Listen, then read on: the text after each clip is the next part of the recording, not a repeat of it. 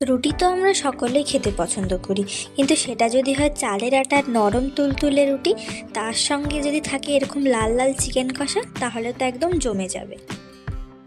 তার জন্য একটি কড়াই বসিয়ে নিয়ে তাতে দিয়ে দিচ্ছি 1 বোল পরিমাণ জল। তাতে দিয়ে দেব পরিমাণ মতো লবণ। এবার ঢাকা দিয়ে এটাকে ফুটে উঠতে দেব। এবার খামিরটি তৈরি করে নেওয়ার জন্য এখানে আমি আটা নিয়েছি, চালের আটা।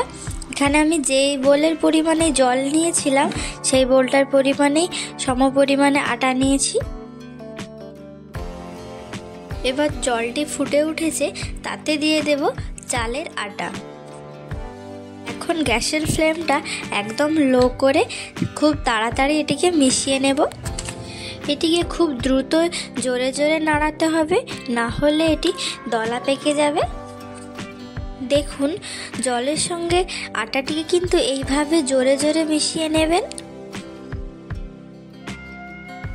জলের সঙ্গে ভালোভাবে আটাটিকে মাখিয়ে নিয়ে সুন্দর একটি খামির বানিয়ে নিয়ে গ্যাস থেকে নামিয়ে একটি পাত্রে ঢেলে নেব। একদম পারফেক্ট রুটি তৈরি করে নেওয়ার জন্য খামিরটিকে কিন্তু খুব ভালোভাবে হাতের সাহায্যে মেখে নিতে হবে। তার ফলে খামিরটি নরম থাকবে এবং তাড়াতাড়ি রুটিটি বেলতে পারবেন। এরপর সেই তৈরি করে রাখা খামিরটি থেকে কিছুটা নিয়ে ভালোভাবে লম্বা শেপের বানিয়ে নেব। আপনারা চাইলে লেচিগুলিকে ছোট বা বড় করে কেটে নেবেন, কিন্তু এই সাইজটা আমার মনে হয় ঠিক আছে। যেহেতু চালের আটার রুটি খুবই পাতলা হয়, তাই জন্য এই মাঝারি রকমের লেচি কেটে নেওয়াটা সঠিক হবে।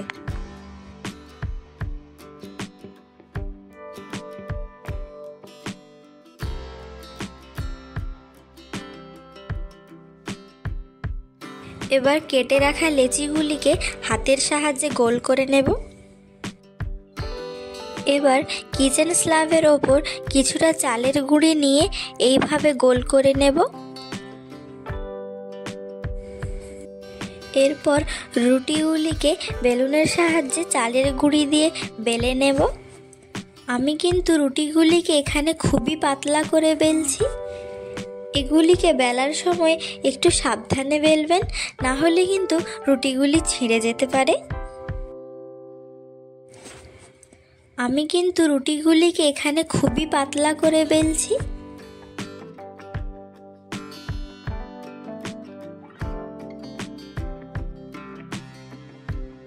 এবার গ্যাসের মধ্যে একটি তাওয়া বসিয়ে তাকে গরম করে রুটিগুলিকে সেঁকে নেব।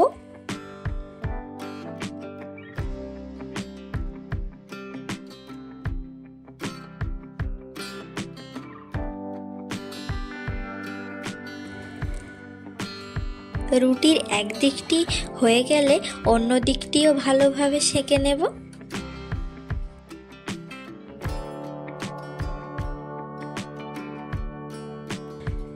রুটিটির দুই দিক ভালো করে সেঁকা হয়ে গেলে রুটিটিকে একটি পাত্রে তুলে নেব। এভাবেই কিন্তু আমার তৈরি করে রাখা সমস্ত রুটিগুলিকে বানিয়ে নেব। এবার রুটি দিয়ে খাওয়ার জন্য চিকেন কারিটি তৈরি করে নেব। তার জন্য আমি এখানে নিয়েছি কিছুটা পরিমাণে চিকেন, তার মধ্যে দিয়ে দেব লেবুর রস। চিকেনের মধ্যে লেবুর রসটি দেওয়ার কারণে চিকেনের যে বাজে গন্ধটি থাকে সেটি চলে যাবে ও চিকেনটি খুব শক্ত হবে। চিকেন কারিটি তৈরি করে নেওয়ার জন্য আমি এখানে পরিমাণ মতো কিছুটা পেঁয়াজ কেটে নিচ্ছি। পেঁয়াজগুলিকে একদম সরু সরু করে কেটে নেব।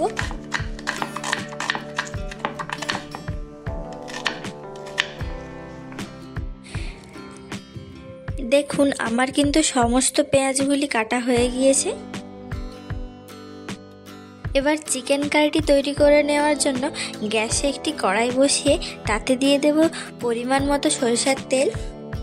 তেলটি গরম হয়ে গেলে তাতে দিয়ে দেব কিছুটা পরিমাণে গরম মশলা।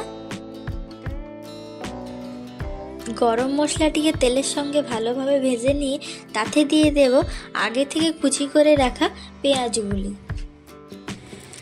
তেলের সঙ্গে পেঁয়াজটিকে ভালোভাবে ভেজে নেব।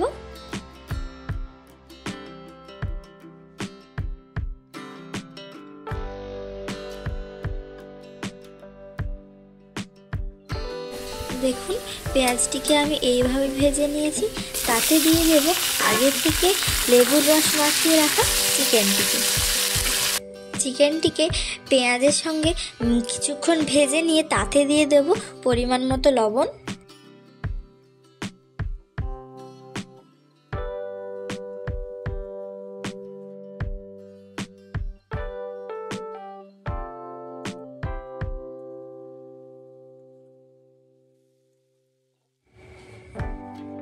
সমস্ত কিছুর সঙ্গে চিকেনটিকে ভেজে নিয়ে প্রথমে দিয়ে দেব জিরের গুঁড়ো, লঙ্কার গুঁড়ো, হলুদের গুঁড়ো। আবার সমস্ত কিছুকে একসঙ্গে ভেজে নেব। সমস্ত কিছু ভাজা হয়ে গেলে তাতে দিয়ে দেব সামান্য পরিমাণ জল।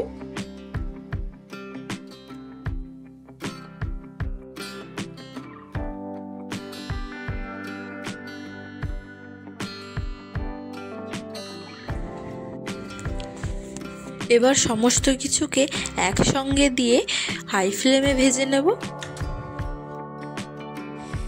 এবার জলের সঙ্গে সমস্ত কিছু মিশিয়ে নিয়ে তারপর দিয়ে দেব আদা রসুন বাটা ও 2টো তেজপাতা। এবার আদা রসুন ও তেজপাতার সঙ্গে সমস্ত কিছুকে ভালোভাবে কষিয়ে নেব, এর কাঁচা গন্ধটি চলে যাওয়া পর্যন্ত। চিকেন দিয়ে আদা রসুনের সঙ্গে কিন্তু 5 থেকে 6 মিনিট পর্যন্ত কষিয়ে নেবেন। সমস্ত কিছু ভালোভাবে কষানো হয়ে গেলে তাতে দিয়ে দেব পরিমাণ মতো জল।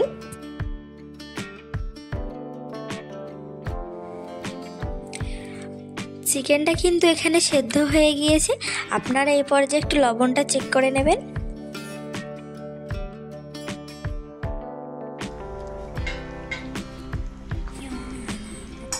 এরপর জলের সঙ্গে সমস্ত কিছুকে ভালোভাবে একটু মিক্স করে নিয়ে ঢাকা দিয়ে সেদ্ধ হতে দেব।